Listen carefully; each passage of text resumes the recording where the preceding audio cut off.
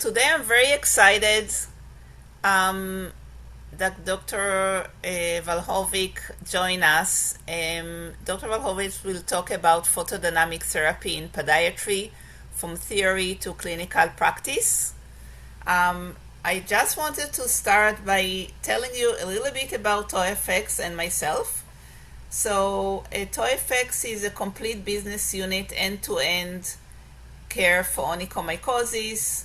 We created cutting-edge PCR. It's not in the States yet, but we have that. We offer treatment and digital product for nail infection that affect between 14 to sometimes 70% of the population, depends on the age. This is myself on the right hand side. Left to me is my co-founder, Dr. Monica Yazdanian. So she is a physicist. She's younger than me. She's smarter than me. I am a toxicologist. So I worked many years in pharma. I developed innovative and generic drugs. And I founded with Monica ToyFX around 12 years ago. So ToyFX is created by scientists and powered by years of clinical studies. Dr. Vlahovic, you will probably talk about that, but just to say that ToyFX is a light therapy, but it's not a laser. So while laser eradicate the fungus by creating heat, so the ToyFX does not do that. The mode of action is totally different. We combine in our technology a light, a dual wavelengths. It's a red and blue that works in conjunction with a formula. And I like to describe the formula as the gel of the ultrasound. So the serum enhances the energy of the light and mediates the direct transfer of the light into the fungus wall, through the serum into a readily available oxygen, and then make it reactive oxygen. It's ROS, or reactive oxygen species, so this is what's destroying the fungus. It's not only fungus, it can also kill other microbes such as Candida, Aspergillus, and other type of infections. This is the bride. This is how the light looks like. It looks purple, but it's not UV. UV wavelengths does not penetrate. It doesn't penetrate actually surfaces. It looks purple because it's combination of red light, 660 nanometers, that has ability to penetrate deep, and it works in conjunction with a blue light and also the formula. It requires about 5 to 10 minutes of clinician time, and because it's so simple, so the rest MA can do. Also, we found that it's working amazingly with debridement. So basically, we tackle the fungus by doing mechanically debridement. So it's mechanically, physically, and biologically. So mechanically, it's getting rid of the fungal load and the keratin, and biologically and physically is by the system. This is our team. Actually, now we are a little bit larger than that. We work in very, very close with JP. I cannot even until today, like after 10 years, pronounce his last name. But JP is a professor in McMaster University. He specializes in pathogenic fungus. He traveled once a year to China to look for fungus that nobody discovered. He promised me a few times that he will take me, but so far he's taking only his students. We also have Dr. Rabinovich. He's an orthopedic surgeon. He really liked what we are doing because he used to remove nails. Dr. Judy Weismer, she is a dermatologist, so she used to use photodynamic therapy or photodisinfection a lot in her clinic. She's Canadian, to treat skin condition. And and we have few business advisors and marketing, Neha, and Legion is our clinician. Here it's my email, cell phone number. I try to respond to texts up until 11 p.m. Don't tell anyone, but feel free to contact me. And this is, I'm very pleased to have Dr. Vlahovic today to educate us. I just wanted to introduce her briefly. So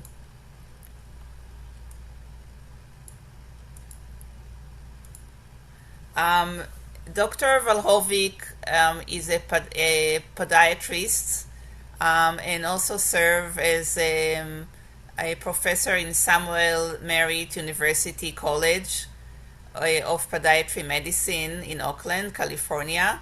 She's a member of the Faculty of Podiatry Medicine in Royal College, physician and surgeon.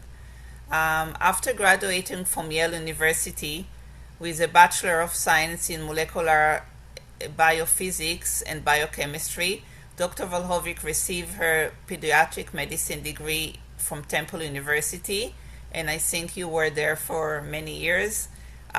School of Podiatry Medicine. She completed her surgical residency at St. Luke University Health Network and became the first podiatrist in the US to complete a fellowship in podiatric dermatology. Wow, always stunning to read that. Dr. Vlahovic currently teaches the dermatology course and board certified of foot surgery by the American Board of Podiatry Surgeon and board of certified by the American Board of Podiatry Medicine. She's also the co-author of Skin Disease of the Lower Extremities. And without further ado, I'm really, really honored to have you here today. Thank you so much. And thank you for having me. And good evening, everyone. I'm going to load up my slides here and we'll get started. Thank you so much for being with me on this Tuesday afternoon. Well, for me, it's afternoonish. For you, it's evening for most of you. So let's get started. Again, my name is Tracey Vlahovic, and I'm currently practicing in San Francisco and teach at Samuel Merritt. Oh, okay. I was like, oh, you raised a Yeah, hand. no. All right, very good.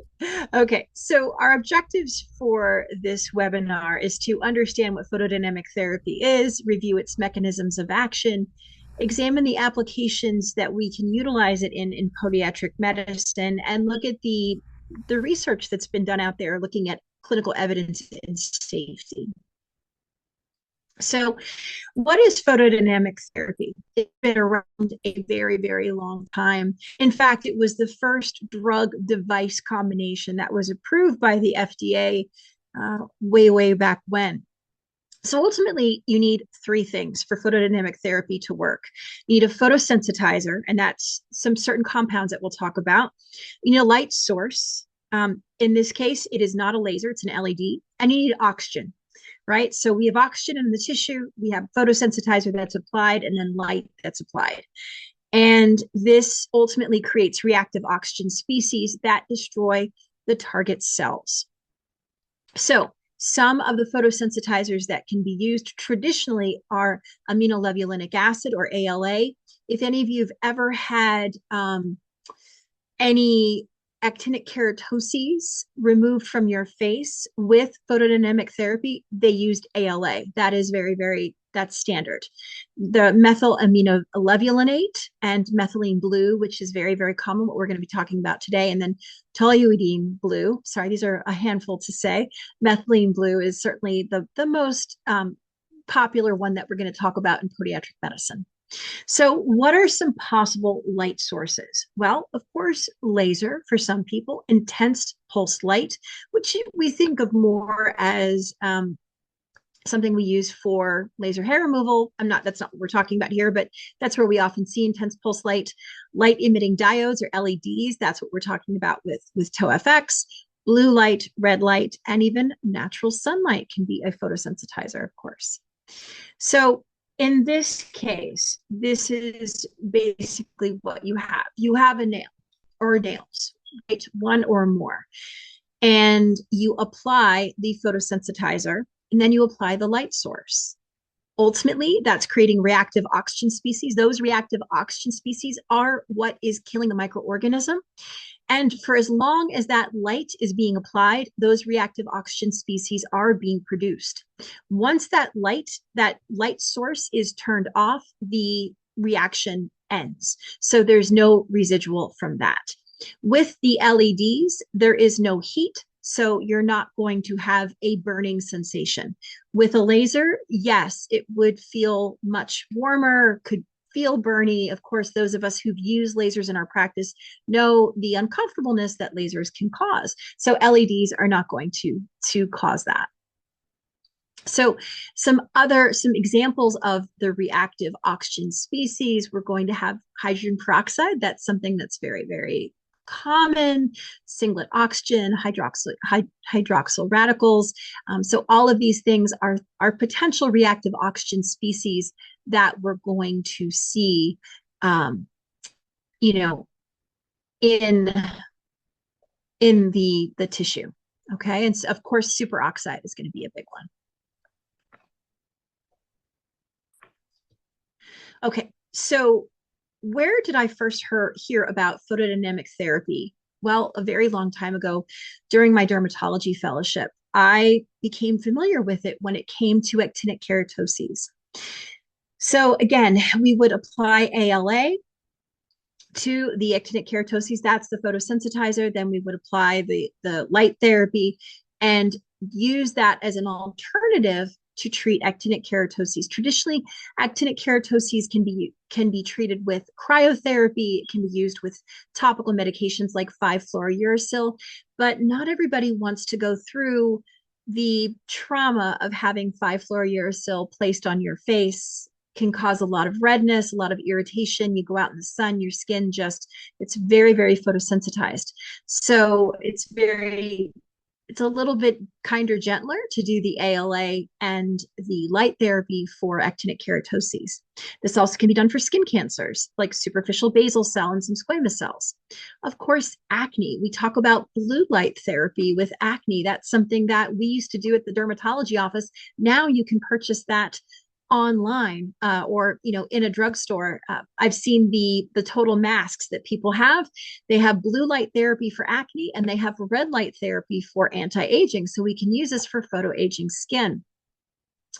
Hidradenitis suppurativa, which there's been a ton of research on. This is a very debilitating condition. Certainly, it's not something we're dealing with on the lower extremity, but if you or a loved one have ever dealt with it in your axilla or in your groin or somewhere else on your body, you know how painful and disfiguring it can be. So, targeting the source of that lesion is pretty impressive. Of course, now we have biologics and other medications that can be used for it. Again, not everybody's always a candidate for systemic medications. And of course, nails.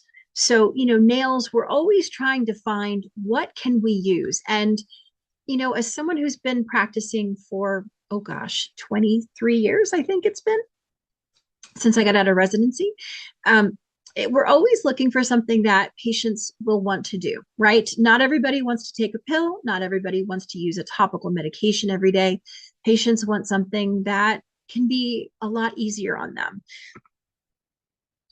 So again, with photodynamic therapy, specifically in this case for acne, it's just showing you very similar to what I showed you with the nail.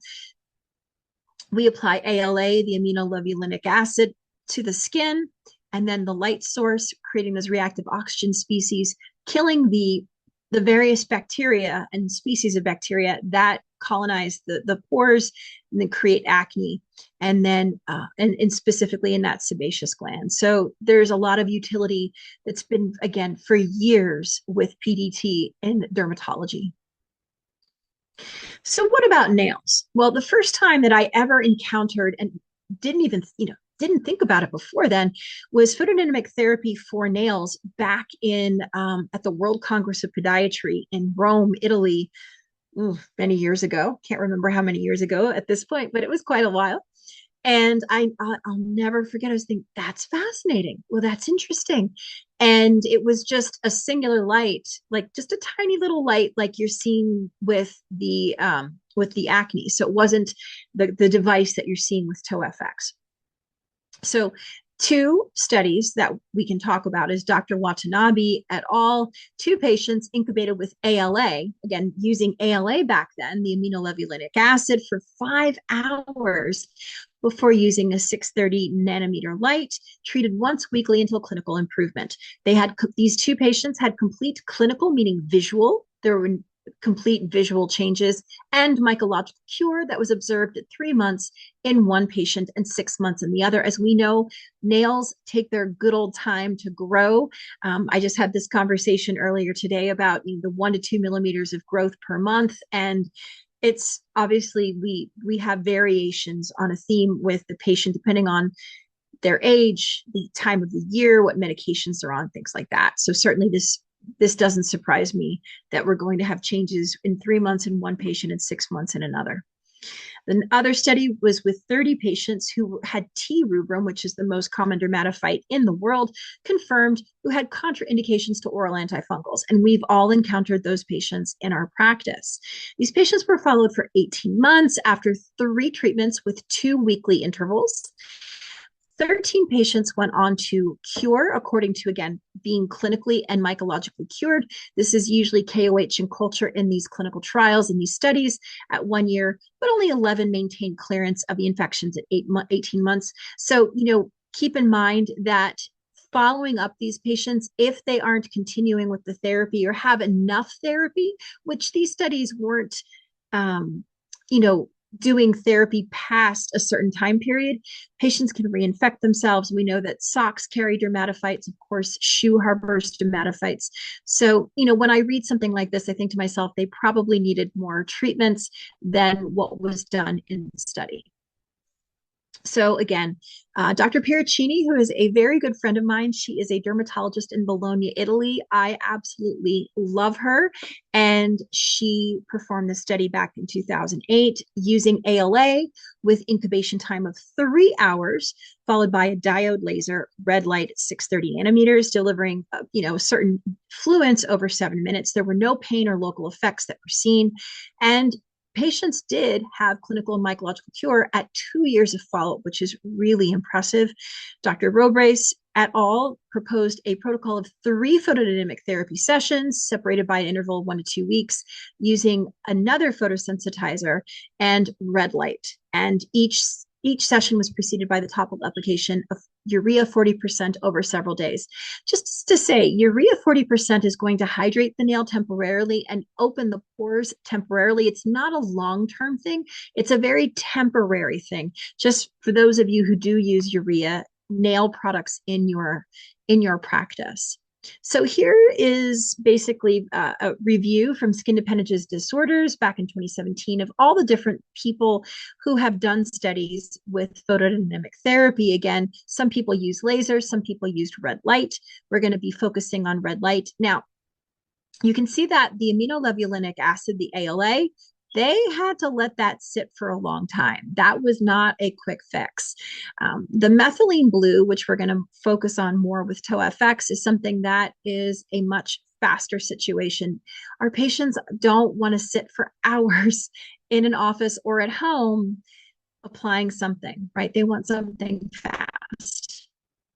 So that is a review of photodynamic therapy in onychomycosis. They looked at 18 studies with over 500, close to 600 participants.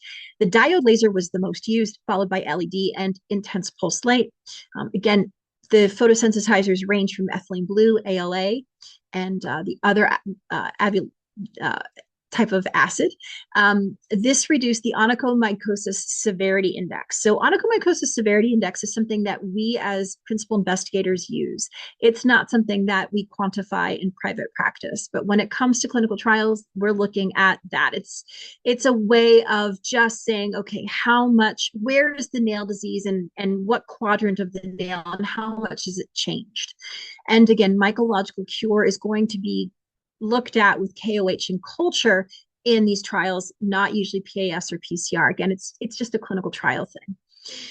So the range of clinical cure, which is an amalgamation of visual and mycological cure, range from 20 to 80%, but you're using 3 different photosensitizers here. Again, it's a range of protocols, a range of different ways of doing it. Patient satisfaction was high because they just had to go to the doctor's office and have it applied. They didn't have to do anything at home.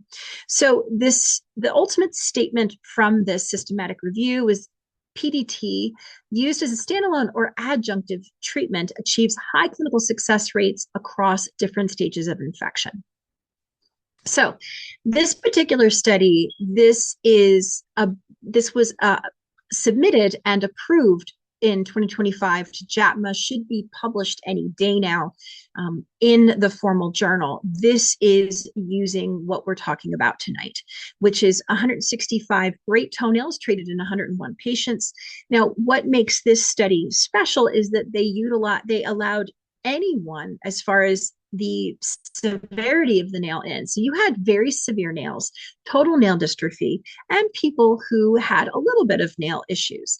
That's something that we don't always see in clinical trials. I've been a principal investigator of many onychomycosis clinical trials over the years, and typically we only allow people up to 50, sometimes 60% to be enrolled. So to have total nail dystrophy is, I always say, it's very it's how you have to be very confident in your product in order to allow people with that much severity to be enrolled. Patients with dermatophytomas, for those of you who do not know what a dermatophytoma is, as soon as I tell you what it is, you're going to know exactly what I'm talking about. Every time that you've seen a really heavy yellow streak on the nail, so typically it's not central, it's usually to the side of the central part of the nail, so maybe slightly medial or lateral. It could be just completely lateral subungual, but it's something that connects to the hyponychium and it looks like a big yellow or brown streak. That is a dermatophytoma. And how we kind of define that is a mass of hyphae. It usually has this like slime biofilm layer that's kind of connecting it all. And traditionally, it has been shown to be very difficult to treat topically.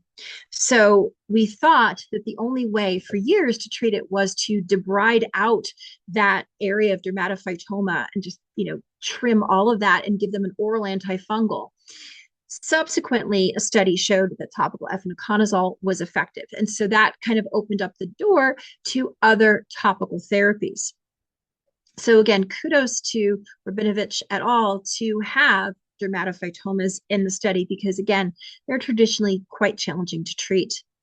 So in this study, the photosensitizer is a plant-based extract and methylene blue. So what you're seeing there is the more of a chemical term for methylene blue. This is methylene blue. So thankfully, this was not something that people had to apply hours ahead of time, like with the aminolevulinic acid, right? So this is something that people is being applied. You're doing this as the physician, you're debriding the nail and you're applying it, and then you're applying the LED. Again, it's not a laser, the red light therapy for either 12 or 15 minutes. This was done every 2 weeks for 6 months. Now, clinical trials for nails usually run about a year. That's pretty tough, pretty expensive. So a lot of these smaller studies will look at nails for 6 months. And I think that's completely acceptable because, when it comes to these studies, we want to see how much it changes, right? FDA approval is like, you have zero nail involvement, which is really, really difficult to achieve. So if you can see complete clearance in 6 months, that's pretty impressive. Now, Success was determined by patients who had greater than or equal to 3 millimeters of growth or complete clearance visually. So about 120 of 165 nails achieved that definition of success. 88 of the 165 had total clearance again in that 6 month period. So that again, 6 months is what they're studying here. Certainly, you can always treat patients for longer than that. Now, mycological cure was looked at with KOH culture and in some cases PCR because the pandemic was going on at the time of this study. So, mycological cure was achieved in 75 of the 127 patients that were ultimately studied. That was a 59% mycological cure. And believe it or not, and I always tell this to patients or to practitioners, is that nails that have a severe presentation did well. I like to think of nails that are total nail dystrophy as dry sponges on your kitchen sink. So the thing is don't discount them that nothing will penetrate. Just because that nail looks horrible, it doesn't mean that it can't be treated with other things. So they need to be hydrated. They are like these sponges, right? So you apply this photosensitizer, that's going to get into those pores and get in there and get on the surface, and the light's going to shine and do what it needs to do. So no surprise that the severe nails did well. Here, we always like to see proof. Now, keep in mind, it's called methylene blue. So you are going to see some residual blue discoloration on some of these photos. That is obviously something that doesn't stay. But again, remember, that is being applied prior to the light therapy. So again, remember, this started baseline and went to they did the treatment up to 6 months every 2 weeks. So you have a nail that started here at baseline. So it's about 50%-ish involved. And at 6 months, you can see that you no longer have all that discoloration, right? Same thing. Look at this guy here. We've got some darkness, most likely some dried blood, because that nail is just getting thick and traumatized, and then going from this to this. At that 6 month mark, here's a beautiful dermatophytoma. Here's your dermatophytoma. That, again, that yellow streak, gone, pretty much gone at 6 months. You just see some little bit of onychomycosis here, which you can argue, again, there's no fungus there left. It's just some residual onychomycosis, which can happen in these nails. So again, that is impressive.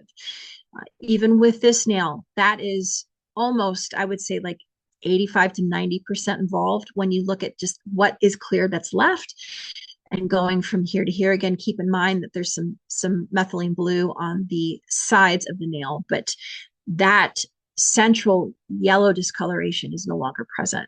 So ultimately, we're looking at nails that really needs some love and needed some TLC, and having a pretty impressive result from baseline to 6 months. Now, that said, the people that were enrolled in the study could have psoriasis. And actually, psoriasis is a risk factor to develop onychomycosis. Patients were not allowed to be enrolled in this if they had diabetes. And that is a very common exclusion criteria when it comes to onychomycosis studies. So just keep that in mind. But, again, kudos to them putting psoriatic patients in, because usually those patients are excluded from these trials. But as we know, as papers have come out, onychomycosis and psoriasis patients go hand in hand, or should I say hand and foot. Okay, so leading us into photodynamic therapy and nail psoriasis, what about using this for that? So, in my practice, I've done pulse dye laser without any other chemical. I've had patients use products at home, but not before my using pulse dye laser. So this particular study was comparing photodynamic therapy versus pulse dye laser.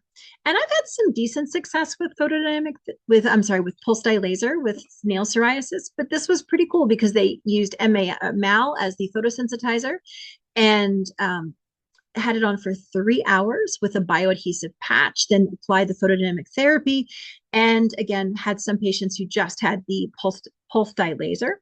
There was no statistical difference found between the photodynamic therapy and the pulse dye laser, which is impressive. So that means that again, patients could choose to have one or the other. I've typically used a lot of tazarotene gel or cream on patients' nails with nail psoriasis. And believe it or not, additional photodynamic therapy with the methen, the MAL, it's a handful to say, or tazarotene, which is again a retinoid that I've traditionally used with patients who have nail psoriasis, did not significantly change what's called the NAPSI score. NAPSI, just like the onychomycosis severity index, is just something that we use as principal investigators. It's not something that we do in clinical practice. It's just a way of evaluating a nail for a clinical trial. So it's just saying, hey, we looked at the quadrants of the nail, how much had the pitting changed, onycholysis changed, things that we're looking for in nail psoriasis. So additional photodynamic therapy with those chemicals did not really change the NAPSI results. But a significantly higher percentage of patients had improvement after 6 months of treatment with topical tazarotene plus pulse dye laser than just tazarotene alone. And I've done both. So I've done tazarotene alone for these patients, and I've had them use tazarotene at home and then done pulse dye laser on them. So this makes sense to me because retinoids are going to change the cell turnover. And again, it's traditionally been used in nail psoriasis to help with pitting and thickening and onycholysis too. So let's switch gears again and get out of nails and talk about wounds, because remember, photodynamic therapy is going to create, with the help of that photosensitizer, reactive oxygen species.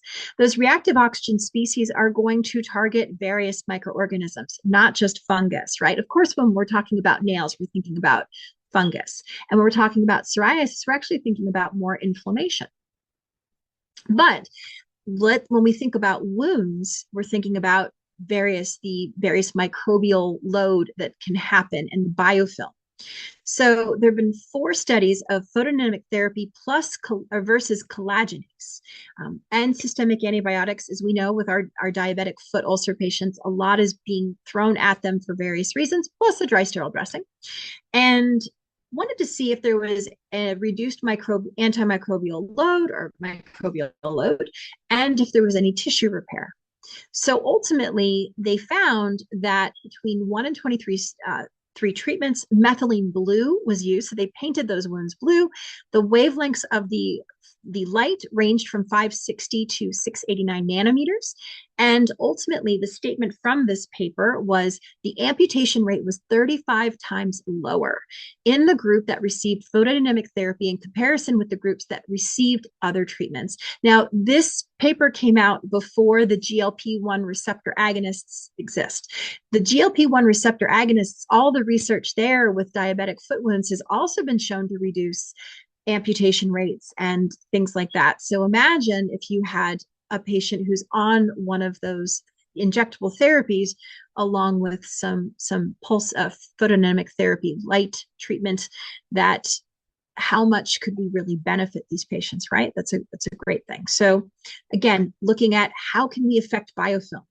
Traditionally we think about reducing biofilm with, we say heal with cold steel, right? Debriding methods, or various enzymatic methods, things like that, to try to help reduce and destroy the biofilm.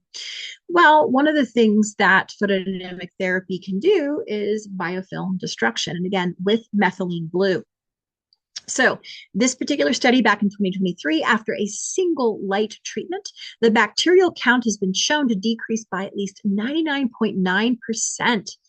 It's worth noting that methylene blue alone, even without light activation, even shining a light on it, reduced the number of bacteria by approximately 90%. So methylene blue by itself helped, but ultimately, we saw a lot of benefit in people who,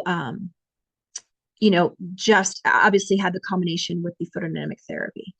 I see that there is, sorry, I hit everything. The hand is up. Okay. Everything okay, I assume? Hopefully you can hear me.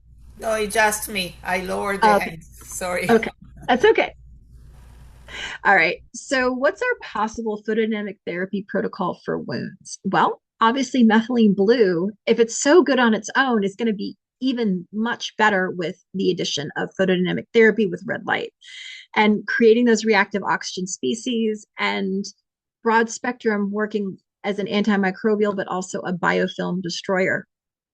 So obviously we want to do good solid wound care, debride the wound, apply methylene blue, apply the light source 2 to 3 times per week for several weeks. This is again something that is proposed. It's not something that is necessarily in full practice right now, but this to me makes a lot of sense. Then obviously after the photodynamic therapy is done, then obviously doing good wound care and good wound dressings. The clinical series that was done using methylene blue and photodynamic therapy report reductions in exudate, odor, and wound size with minimal adverse effects. Again, patients weren't complaining of heat or of pain, which is great for those who can feel pain, right? So again, we know that this combination disrupts biofilms and is antimicrobial. And specifically, they looked at MRSA, Pseudomonas, and I can always call it Actinobacter. I think that's not how you pronounce it. So that's a tough one, right? And the had very effective ranges. So of course, as we saw with the nails, whenever you're going to use methylene blue, it's going to stain things blue. It's temporary, but I'd rather have my skin stained blue than deal with other things. So ultimately, with photodynamic therapy, this can be an adjuvant to what we are already doing or as primary therapy. There's minimal to no adverse events. It's very targeted to the tissue that you're looking at. There's no long-term side effects because, again, remember those reactive oxygen species stop being produced once you turn the light off. If somebody has failed a previous therapy but also cannot go on certain systemic therapies or topical therapies, somebody who has back issues, they can't reach. Maybe there's visual impairment. They aren't able to see where they're applying something. They live alone. Those are all issues that we can have with patients who maybe want their nails done, but want their nails treated, but aren't able to apply anything. And of course, we know the safety and efficacy of that from the various trials that have been done. And we have a systematic review, especially with onychomycosis. Now, that said, there's no standardization in protocol. And that's the same with laser too. When we talk about laser for onychomycosis, there's no standardization because there's different devices with different companies and different photosensitizers. So it's almost like comparing apples to oranges. You have to really look at the device that you are using and which photosensitizer that you are using. So obviously, more randomized controlled studies would help to get optimization, but again, keep in mind you have ALA is very different than methylene blue. The timing, what it does, what light you use with it, all of those different things are going to vary. So you can't really, again, you have to think about comparing just one to the other, right? And timing and visits for patients. So for instance, with the wound care protocol, 2 to 3 times a week may not be achievable for some patients, whether it's due to cost, visits, transportation, things like that. But with the nails, that's every 2 weeks. That's a very different situation for patients. So, timing and visits for patients may not be achievable for all. That said, I'm now completed with the formal part of my presentation. So I thank you for listening on this Tuesday evening, and I'm happy to address any questions.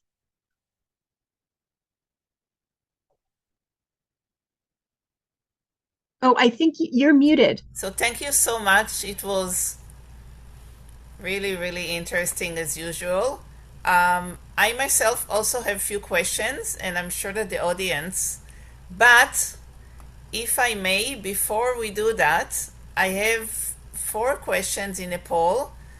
We have a prize that the ones that complete the poll, it takes maybe 30 seconds to do that. So let me try to share it here. I think this is how you do it. Poll.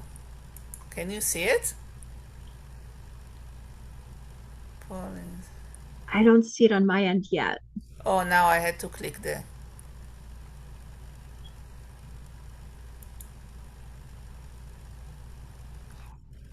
Okay. Let me try again.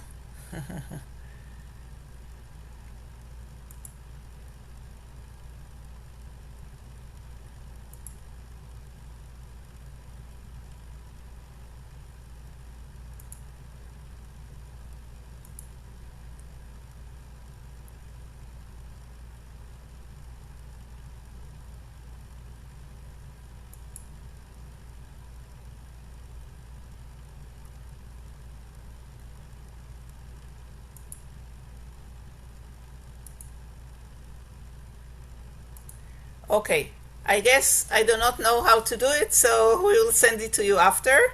I would love to take some questions.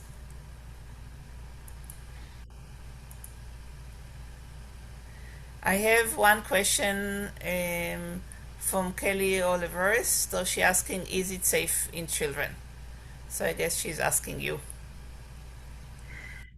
So, this is something that, methylene blue is something that we can use. I would, for me, I would say 12 and up, right? I don't know if you would agree with that. I think 12 is a safe age. Like I've studied onychomycosis in 6-year-olds. I think there aren't many of them. There are, obviously we do see pediatric patients with it, but I would say stick to the 12 and up range with this. Also because I think of little ones as squirmy worms, and they're probably not going to sit there with their Yes, foot in the device for very long. Even if it's for 12 minutes, that could be an eternity for a child, right? we get often this question. I looked, so few clinician treated children, and there were no effects, and I also was trying to look at the literature. I agree with what you said. However, I didn't see any. Um, Contraindication. yes, yeah, Yeah. Yeah, I can't think of any contraindication either, right. but you know, What about breastfeeding moms? We also get this question a lot. Um, so I always say that it's best to avoid it. So, um, but the thing is with especially with our technology that it's probably localized treatment. So I don't think it goes to the bloodstream. Would you agree? I agree. I what I always do is give the information to the patient to take back to their OB, have them speak with it with their OB, let them look at Yes. the data, and then say yes or no. I do find that most OBs are very positive about topical antifungals because of the limited systemic absorption. So I involve their OB. Don't make that decision on your own. Right. And guess what? Now I know how to do the poll, so I'm going to launch it. And I guess now all of you can see it and you feel free to complete it.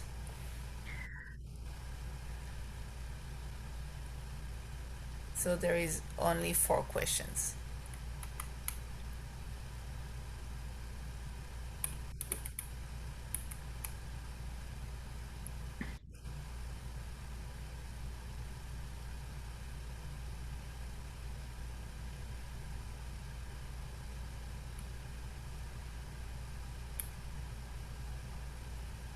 Yeah, I see a few people completing. Thank you very much. It's always a challenge to learn something new.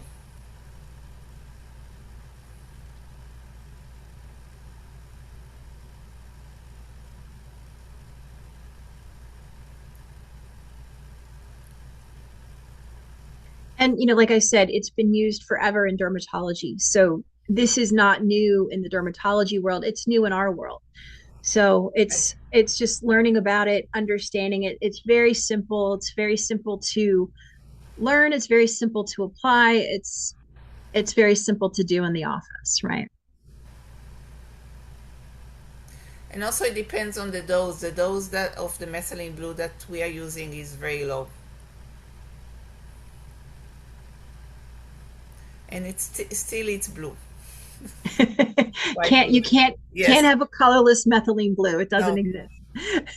With the ALA, as far as I remember, it's It's needed a couple of hours because it's precursor to a photosensitizer, right? So there is Right. a enzymatic reaction. Yeah. Yep. We were Yeah. also thinking to use it, but it's a, yeah, a, you need to keep it refrigerator, and then you cannot send the patient home and yeah. And also the methylene blue is a super, it's really a nice small molecule. I think you made the right choice with the methylene blue because the ALA is just too much of a pain in the butt to Right. use, Yes, you but know. it's really good for the skin because you don't want to paint the skin blue. Of course. Yes, Yes. Right. Nobody would want their whole face with actinic right. keratosis blue. I totally would see that. So, yeah. Absolutely. But nails, it's okay. People use blue nail polish. They'll think it's fine. Yes, and also for the wounds. So we are, as we speak, we are planning to launch a clinical study using the same similar technology to treat wounds and biofilms.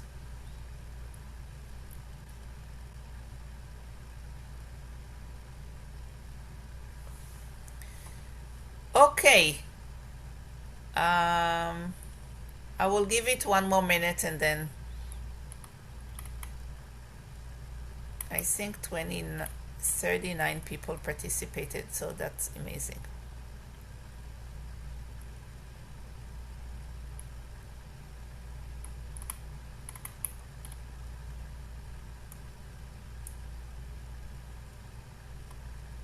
Okay, so we have more questions. Um,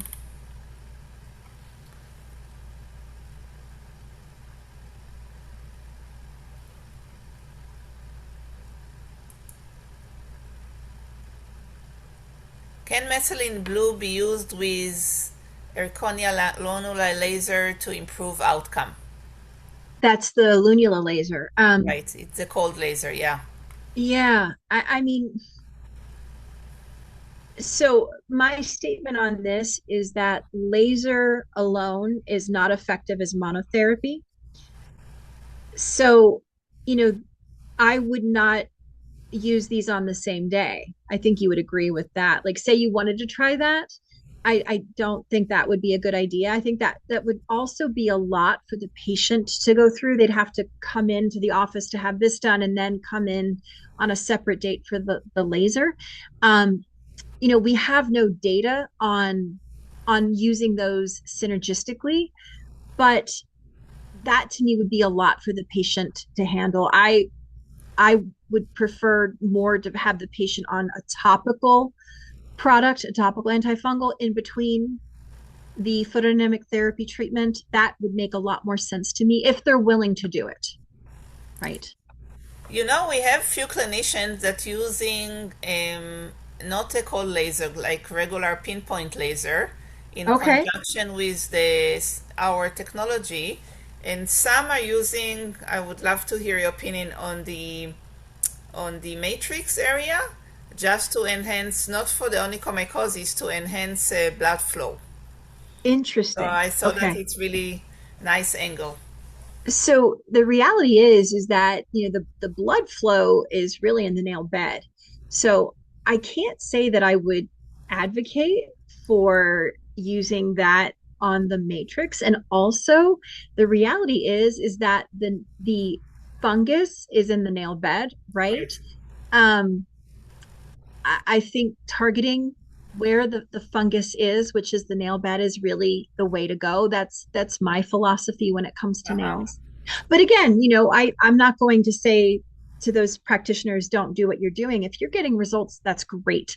But I know how my sensibilities are, and I don't think I would do that. And I know I another would. way that you're using the pinpoint, so you know when the patient come back 2 weeks later, because there is high affinity of the methylene blue to the infection, so it will wash away from the nail plate, but it will still stain the infected area. So they can also use the laser prior to the TOFX on the on the blue areas, and then apply the serum and the lights again. So it's kind of a more targeted approach. Makes sense. Okay. Can the toe effects be used? Okay, I guess it's a question for me. Use more than every 2 weeks. If no response, how long would it be to be continued? So this is Dr. Karen Block. So we did a in vitro, ex vivo, and clinical study. In the ex vivo study, we infected cadaverous nails and we turned them into a disc. So we sealed it and we infected them with dermatophytes. And then we applied the formula from the top and shined the light. The fungus died, and then we replated them on a petri dish, and we saw that sometimes it started to grow after 18 days. So for this reason, we recommend every 2 weeks. So I don't think it will be beneficial to treat every less than every 2 weeks. And normally, you should see results between 4 to 6 weeks, 4 to 6 treatment, which is 2 to 3 weeks, because basically it's almost impossible, especially with total dystrophic nails, to see less than 1 millimeter of growth. So it's growing about 0.5 in some cases, a millimeter a month. So this is why you should see a progress then. Does methylene blue absorb systemically? So I think yeah. Yeah, no, we don't. It's not something that I've ever seen as absorbing, being absorbed systemically. Yeah.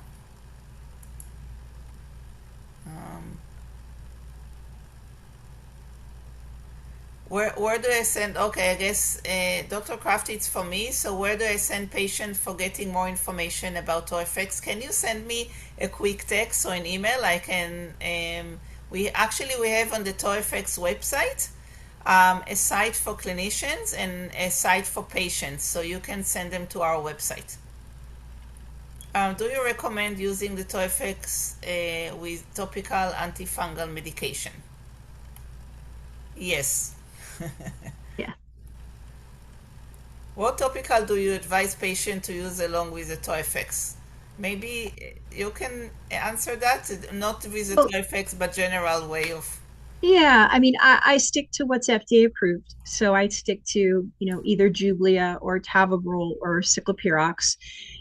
So I'm more of a fan of those than some of the products that are found over the counter or that are dispensed, because I am thinking about the molecular weight, the hydrophilicity, the hydrophobicity of these products with the nail. The nail is a water-based membrane. So to me, applying certain oils do not make sense to treat the nail. So I prefer the alcohol-based products like, again, Jublia or Tavabrol, and they are FDA approved. So those are my go-tos.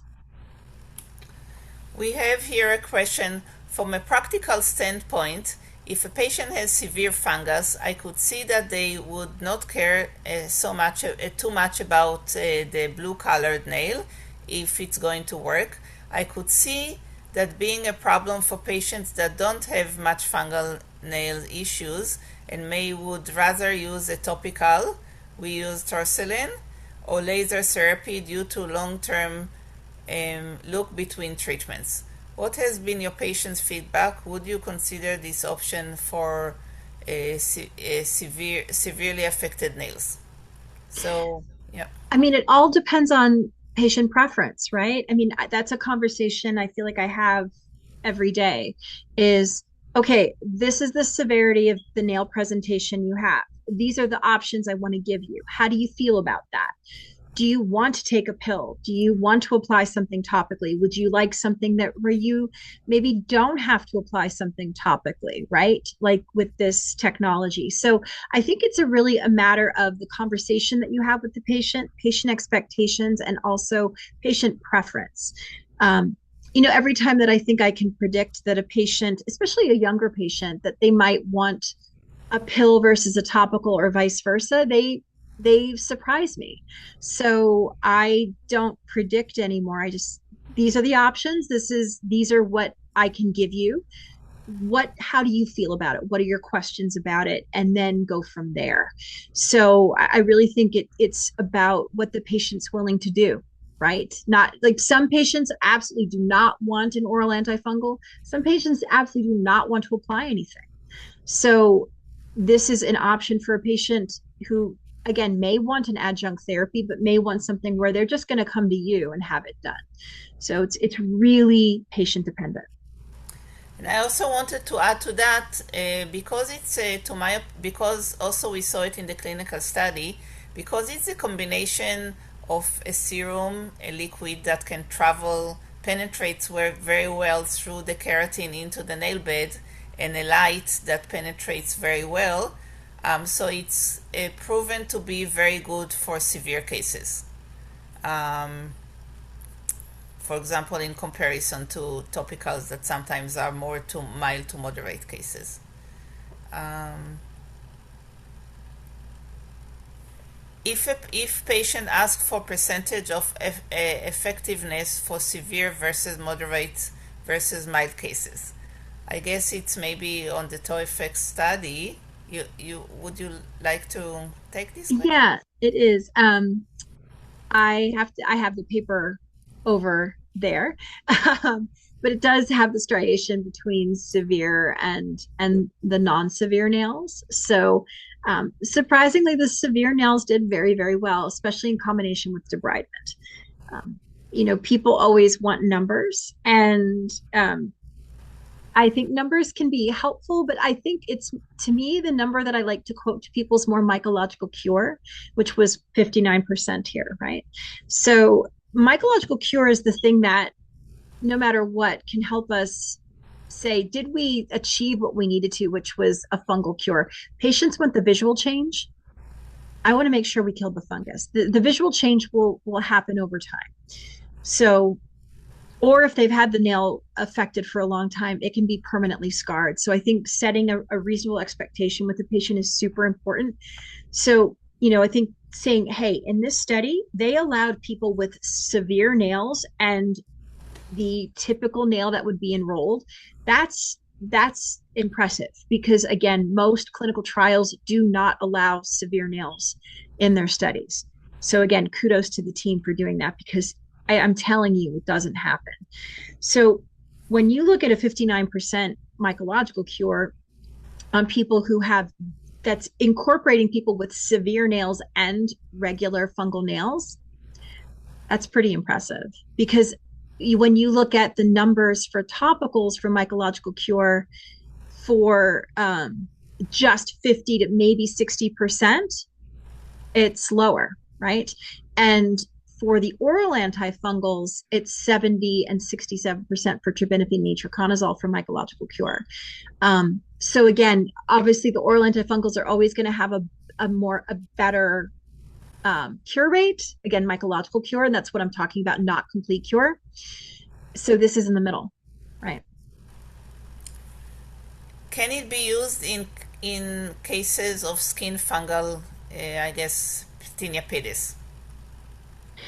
Well, in theory, you have wherever you apply the blue, right, is where you're going to get those reactive oxygen species. So some patients who have onychomycosis are going to have that periphery around it, that tinea pedis around it. So if they don't mind being a little bit bluer than normal, like looking like a little bit like the Cookie Monster, which to me, I'm a Cookie Monster naturally. So they're okay with being a little blue. It's okay. Do you The whole foot's going to go in the light box anyway. right? Do you recommend patients to use urea type products on the nails between treatment? Does this increase effectiveness? Efficacy. So just keep in mind that all urea does is temporarily like open up the pores. So if you want something that's maybe going to maybe smooth out the nail a little bit, just give some refinement. That's one thing. But we've never seen urea with any product enhance its efficacy. And we as a profession, we think that. I was taught to think that too. But urea, when you apply it, acts very temporary. It's not a long-term thing. So another question, I heard something regarding the number of 81% photo effects. I guess it's for severe cases. Are you familiar with what was that talking about if the mycological cure is 59? So I guess it's to explain the difference between Well, the clearance and 81 was the people, all the people who had the definition of success, which was greater than or equal to 3 millimeters of nail growth or total visual clearance. So, again, remember that's over 6 months. So they either had 3 millimeters or greater of clearance that you're measuring from the cuticle or total clearance. That's where that number comes from. Am I correct? yes, absolutely. Um, I use fluconazole plus dosing and seems to be quite effective and in conjunction with the Torfex for patients who demand oral meds alongside for closer to 80 plus percentage success. So I guess it's a comment, not a question. Right. Amazing. That's really great. Yeah. Um, My question then is, are you using fluconazole on Toenail Tuesday or Foot Friday? You know, you're using it once a week. I have a last question. I think it's really good to summarize this wonderful webinar. What do you see the future of PDT for wound in podiatry in practice office setting? Also, what is the contraindication for the methylene blue in pregnancy and breastfeeding? Well, we already talked about it with Yes. pregnancy and breastfeeding. Absolutely have them speak with their obstetrician. Like, do not make that decision on your own, because there could be things that you don't know about regarding the pregnancy, what trimester, et cetera, et cetera. Let them be a partner in that decision making with you. And of course, the future is that we're, it's been utilized for years with various things with skin, right? So um, obviously onychomycosis, nail psoriasis, and with wounds, that to me is so helpful, right? We are our patients with diabetes, we are always concerned about the polymicrobial infections that they're getting and the biofilm. So if this is something that could be done in adjunct to what their treatment is in office with, you examining the wound, doing the dressing change, debriding, and applying this is something that could be just so helpful long term, right? We know that there's another modality that can help with biofilm and that doesn't have the adverse events that some other things could, is huge. Thank you again for your time and for the very interesting and educational webinar as always. I cannot wait for the next time. And to all of you, have a wonderful summer. And let's talk soon. Thank you. Good night. Thank you. Thanks for having me again. Thanks.